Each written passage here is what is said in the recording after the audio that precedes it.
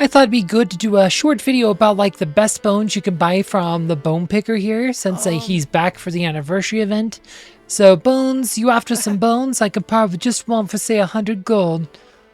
Alright, so there's 5 choices here. So the first choice is Abenius, right? She's the glint blade, which, spoiler, do not take this one. She is easily the worst character you can pick out of these. Like, Abenius is a terrible character. I made the mistake of, on my main account, like, I got her, like, when she was new, like, back in, like, January, December. I think at the end of December when I started my main account. Like, she was good in the beginning of Abyss, and she's okay in Trade Waterway. But the problem is with Abenius is she is probably the worst character in the game. I mean, as far as legendaries go, she's pretty terrible. And we'll talk a bit about that. So I can just like so let's go pull up Abenius really quick, because I got Abenius on this account even. Put Abenius here. So Abenius, like, her main problem, she has 2 main problems here. One, she is light type. Light is pretty much gives her a nice passive that's called take 30 to 60% extra damage from the post-game bosses. She's completely non-viable for the post-game because she's light type, and she's just the only thing she's gonna do against someone like Morgus or the Sill Demon is die repeatedly. Completely unplayable. The other problem with her is this skill, Flutter Dream Flash. This is an absolute trash skill. I mean, this is one of the worst skills in the game. It seems good at first because it's a free attack, but the damage is weak. The targeting is random. Also, it counts as a turn. This can be devastating because there's skills like you have like Barbara's Inherit that gives you, like, if you get ambushed, you get an extra defense for a couple turns. This eats into that free defense turn. Same thing if you're like pre-buffing Lotomophis. Like if you have like Lotomophis and you're pre-buffing it, you can actually pre-buff this to give you resistance for 2 turns. Like, this could be important against certain bosses, like, say, our heirlooms. Abenius' skill eats one of those turns, so you kind of eliminates the point of pre-buffing on her. It's bad. Also, the Old Castle Ruins. We just had the Old Castle Ruins.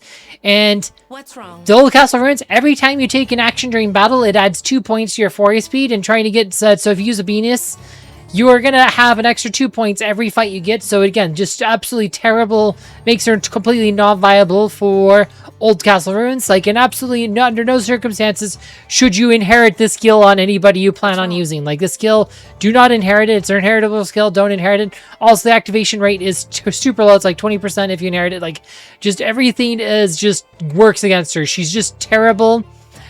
She does have an okay passive.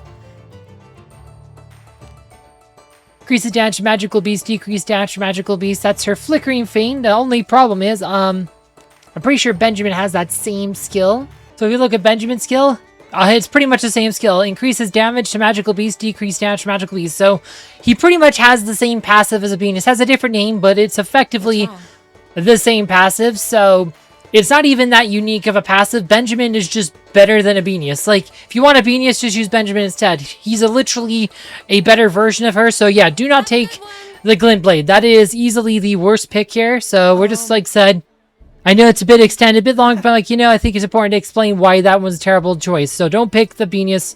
Terrible character. Terrible terrible inherit. Don't do it. So the second one is Gerald. This one's a bit better.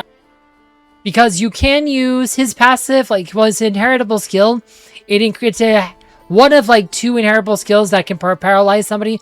The only other one I think that's paralysis is Zolek from Earmus. So this is actually a pretty decent inherit if you want a skill that paralyzes, to inflict paralyze. Like, you can use, like, Mimic Bloods to inflict that. You can farm those, but this might be a nice one to have, like, on your main, like, character or, like, one of your main fighters. Could be useful inherit if you don't have it already.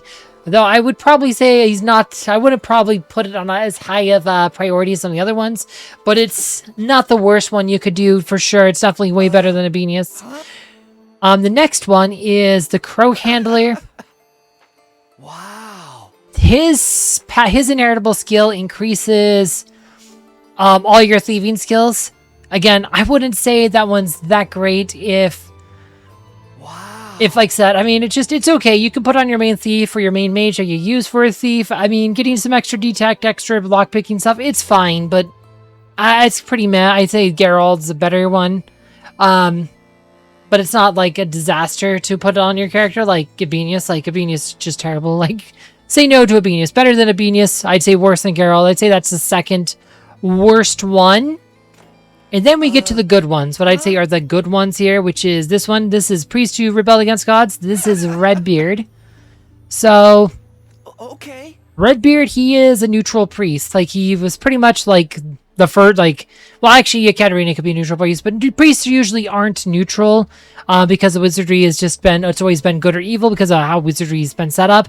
So him being like neutral is kind of his flavor, but his inheritable skill, it is one of the few spells that increases attack. Like, priests don't normally learn attack buffs, but Redbeard does, and that skill is inheritable. If you have, generally, like I said, there is a penalty on that skill, though. If you teach someone not named Redbeard, is they get fewer turns that skill. The way to counter it, though, is to just put it on Alice, because Alice gets Blessing of Gore, and Alice can eventually, like I said, pretty much get a counteracts the downside of that buff.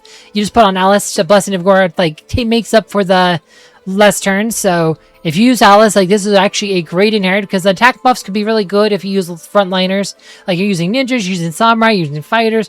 You want to increase their attack power. There's lots of reasons why you'd want to increase their attack power. It's actually a really good buff. Something you might want to have in Alice's repertoire.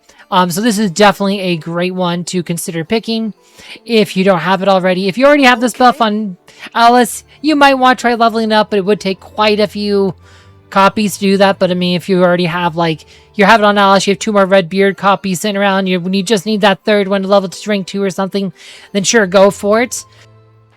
But yeah, so that one's pretty good. I'd say that's the second best pick, but I'd say the best overall pick is the final one, the Disaster Mage. Bone of the Disaster Mage who pursued the path of heartfelt desire. And you might be thinking, hey, wait, isn't that just Adam? Yes, this is Adam. This is the alternate Adam, and you're not picking this for Adam. Adam, again, he's light type, kind of has the same issues as Abenius, though he does get Wisdom of Truth, which kind of helps that, but Wisdom of Truth is, honestly, in my opinion, the single best inherit in the entire game. Wisdom of Truth, you want that skill on literally everybody. Literally everybody needs Wisdom of Truth, and I would recommend trying to level it up as high as you can on everybody. To level it up to max level on a character, though, takes 12 copies of Adam.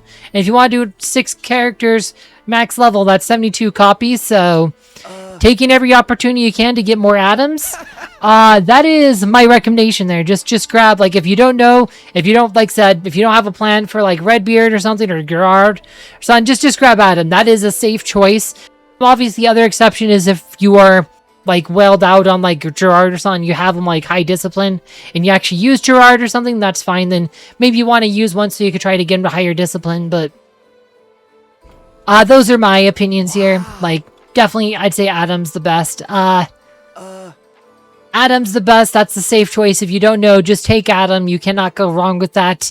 Second best is Redbeard. Again, especially if you don't have that skill on Alice, that's a good inherit for her. Gerard is okay, is also a decent inherit because it's a skill that paralyzes. I wouldn't say it's as good as Redbeard's inherit, but it's also pretty solid. Also, Gerard's a decent character if you can actually get him disciplined up, which is always a catch with these limited time legendaries. That's the problem with them, is they're pretty much well-only territory. And I'd probably avoid Abenius and the Crow Handler. I mean, Crow Handler, it's his passive, his inherit's okay, but it's not that great. I don't even think he's that great of a character since he's a thief, and so yeah, I would avoid those two. I mean, Abenius, definitely avoid Abenius. I'd say avoid the Crow Handler. Gerard's okay. Redbeard's okay. And Adam's the safe choice. You can't go wrong with Adam.